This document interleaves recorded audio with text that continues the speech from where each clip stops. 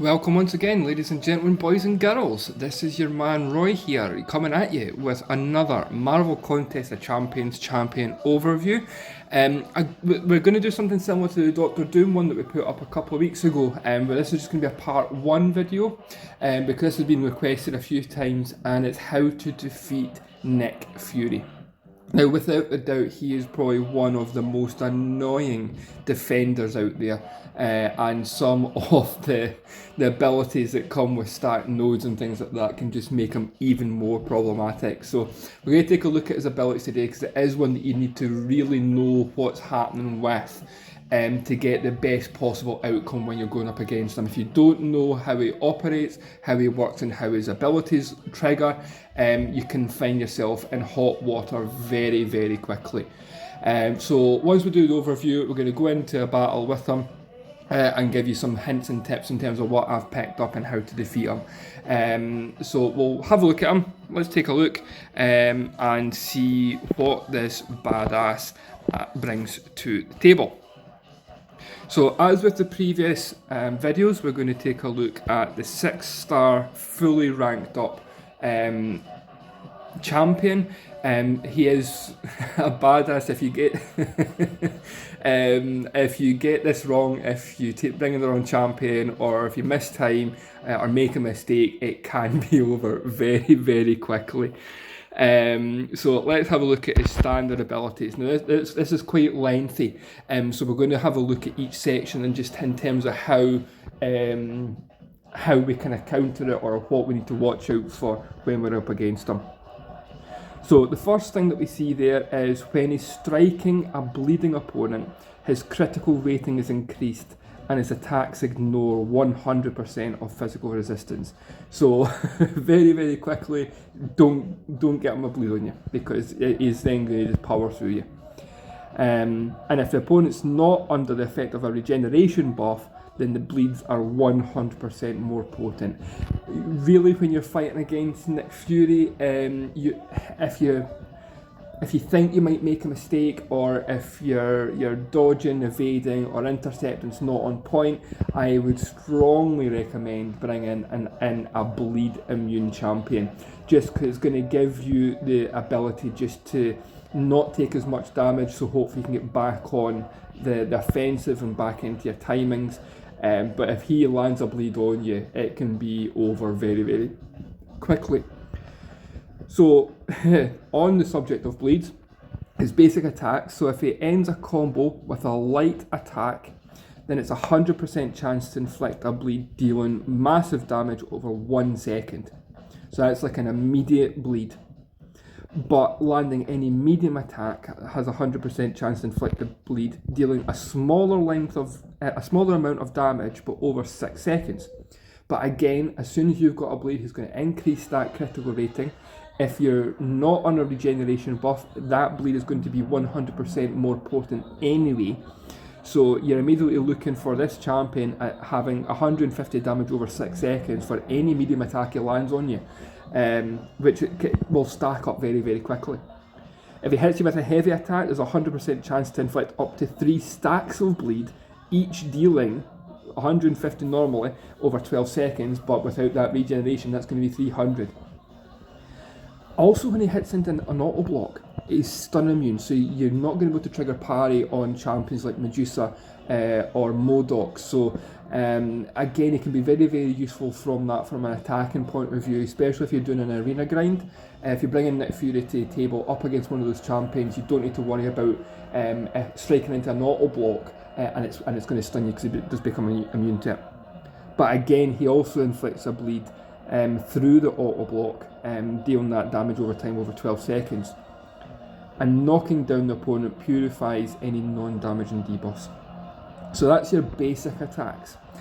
But once we get the bleeds up to a point of having 8 stacks of bleed, then the effects are removed and replaced with a passive internal bleed effect, which deals huge damage over 30 seconds. And when internal bleed is active, all of the bleed debuffs have an increased duration of 0.2 seconds per tactical charge. And we're going to come on to the tactical charges in just a moment. But really, once that, and if he gets up to 8 stacks of bleed, so that's say two heavy attacks and a couple of mediums, you can get that massive damage spread over that length of time. And for every bleed that you then get on after that per tactical charge, it's just going to increase that duration. So you're able to keep bleeds continuously revolving through the game and just whittle that damage down massively. Okay. Now the tactical charges, so Nick starts with 6 charges when fighting an Avenger. So ideally you don't want to bring an Avenger to the table. The tactical charges really ramp up, and we'll take a look at them just below here. When Nick struck, he has a 100% chance to gain 1 tactical charge, and this is reduced to a 25% chance against mutant opponents. Now that's not to say it's every 4 hits he's going to have 1 charge. I've been in fights where I've landed 10 hits and not one of them activated, but then I've also had others where you land 5 and he gets 5 charges. It's 25% chance each hit, so it's quite low against mutant champions. So I would always bring a mutant champion when fighting Nick Fury, because as we're going to see below, the charges once they get to a certain level really make Nick Fury a pain in the backside to fight against. Now, when Nick's under the effect of a Fury, tactical charge durations are paused, and that's going to be important when we come on to look at this in a minute. Nick loses a charge every 6 seconds, decreasing to every 4 seconds while at or above 10 total charges. But if you perform a well-timed block, Nick loses 1 charge.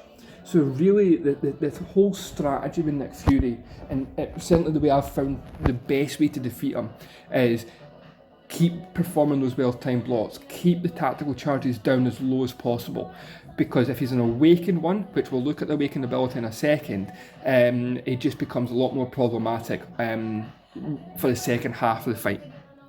So at 5 charges, Nick's attacks can't be missed or evaded. So that is really useful when you're up against any of the Spider-Verse champions, certainly Spider-Man anyway, for the passive raids, your Nightcrawlers, your Ebony Maw, Invisible Woman, anyone that really you would normally miss. When there's 5 charges of tactical charges, it can't be missed or evaded. At 10 charges, the Purify effects now target all debuffs, so in damaging ones. So if you knock them down and you're under a damage over time, then it's going to nullify those off you as well. At 15 plus charges, Nick becomes unblockable. Now that's the magic figure. If 5 and 10 you can cope with, really. Yes, it's annoying, but they're copeable. At 15 charges, when he's unblockable, for a lot of players going up against him, that's where the real damage comes in, because we can't parry, we can't stun. His special attacks become unblockable as well, so he's just a right annoying pain in the backside at 15 charges. If he gets up to 20 charges, all are removed and replaced with a Fury's Fury buff, which grants a massive boost in attack rating for 10 seconds. And all tactical charge gains are doubled while Fury's Fury is active. So for any charge it would normally get, it gets another one for that 10-second duration if it gets up to that 20 charges. So again, certainly keep him below 15. Really, you don't want to get him to 20 plus, because not only is it going to be unblockable, but it's going to be dealing stupid levels of damage onto you. Bearing in mind that basic attack ending combo with a light is dealing an increased level of potency of bleed, well, this is just going to give it extra ramp up. So for every light ending combo hit you're going to take, you're going to have serious bleed damage put on you. So at special attack 1, he immediately gains 4 tactical charges. So yeah, you really want to try and get him up to special 2. Not only is it more evadable, but he's not going to have these tactical charges gained, because for each special one he's going to get 4.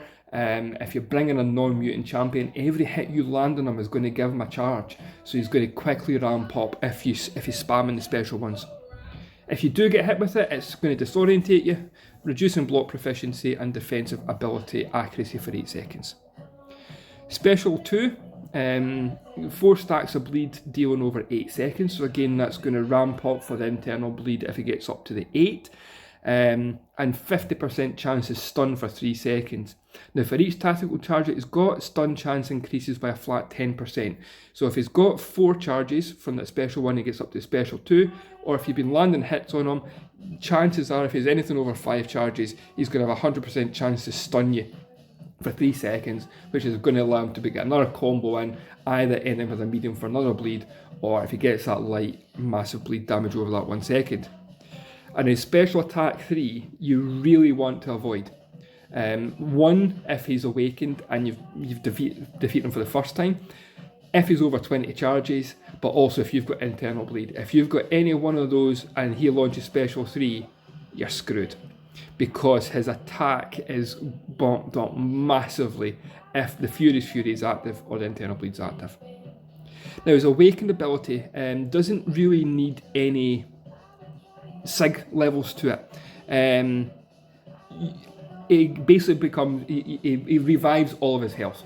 So when you defeat him the first time, he uses up his charge and he regenerates all the health, removes all debuffs, any effects. You can't stop it, but also he's going to get a permanent Fury's Fury buff and stun immunity.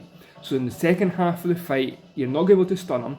He's got that permanent Fury's Fury, so any tactical charges that he would normally get is going to double. So if he's launching the special attack 2, in the second half, he's not going to get 4 charges, he's going to get 8. So this is where the well-timed blocks really come into their own, because you're going to nullify 1 tactical charge for every well-timed block. He does start losing his health. He degenerates a portion of his health per second while above 30% health. So when it gets down to 30%, he does stop the degen, but basically it's a waiting it out. Do the well-timed blocks, get those charges down. If you're bringing a mutant champion to the table, then fine, land some hits.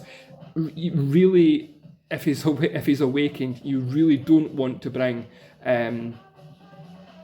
any other champion other than mutant, because he's going to gain 2 charges for every hit you place on him. He's stun immune, and the duration of the tactical charges won't diminish, because while he's under the Fury, those tactical charges duration is paused. So he's not going to lose any unless you're well timing blocking him. So he's going to get to the 15 charges very quickly unless you bring a mutant champion to hit and perform those well timed blocks. Okay, so let's go into a fight with him and show you this in action. Now, as I said, if you are uncomfortable at evading, you rely on stun and parry, all the rest of it, definitely bring a bleed immune champion. But for the purpose of this video, to show you that it can be done with really anyone, certainly the mutant class for obvious reasons, I'm going to bring in my Cyclops. I did trial this a little bit earlier and we did manage it, so we'll see if we can do the same again. So let's go into this. So again, it's all about the well-timed blocks, and it's all about keeping those tactical charges down. So there you go. For 3 hits, he had a charge gained per hit. But there's a 5 combo and only 2 went on. So we're going to block this attack, but he's now got 5 charges that we want to start whittling down. So well-timed block, well-timed block, well-timed block. It just brings the charges down to manageable levels. Let's see if we can get him up to the special 2. This is one that we can dodge. It's just knowing the timing. So when he goes for his gun, brings it up, you then want to dodge back. If you dodge back too early, he's going to have the... Nah. Thank God he didn't finish with that light ending combo. Let's get him back up to the special attack 2. So only dodge back on that special attack when he brings the gun up, because there is a little bit of a pause. We need to get these charges down.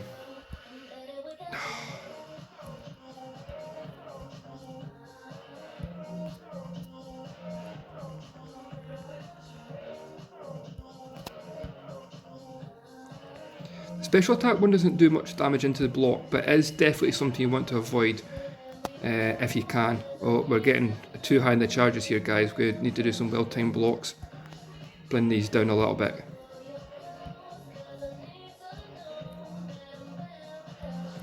Because we're getting ever closer to getting the life model decoy up and running as well.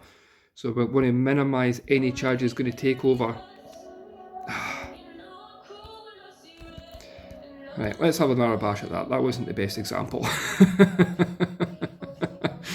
I think maybe for the next battle we're going to bring in that Bleed Immune champion, but I don't want to bring in a Colossus because not everyone is going to have a Colossus at the level that I've got mine.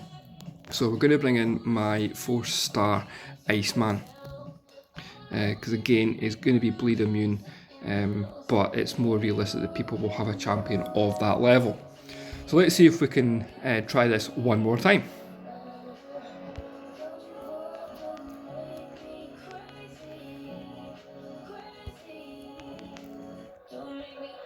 See there, a 10 combo only gained 1 charge.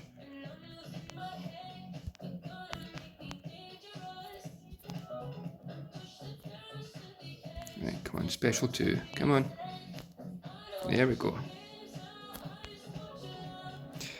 For Nick Fury fights, I would always suggest keeping your special attacks for as long as possible into the second half of the fight if Nick Fury is awakened.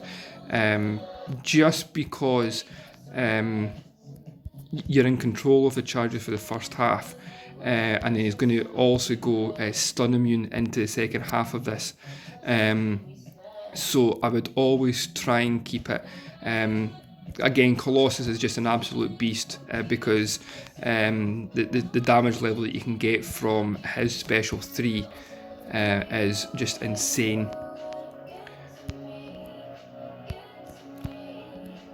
But, right, so we're just about in life model decoy. So if I can just show you, it's going to remove all effects, including the cold snap and frostbite. But it's got a little period after it regenerates where it doesn't take any damage, so I would strongly recommend not attacking him over that period. And he's stunning me. It's a case of just waiting him out. He's got 8 charges. If he launches another special 1 as it is, then he's going to become unblockable, and that's where the pain comes from. The well-timed block can still be done even though he's stun immune. So you can still activate it and get those charges down.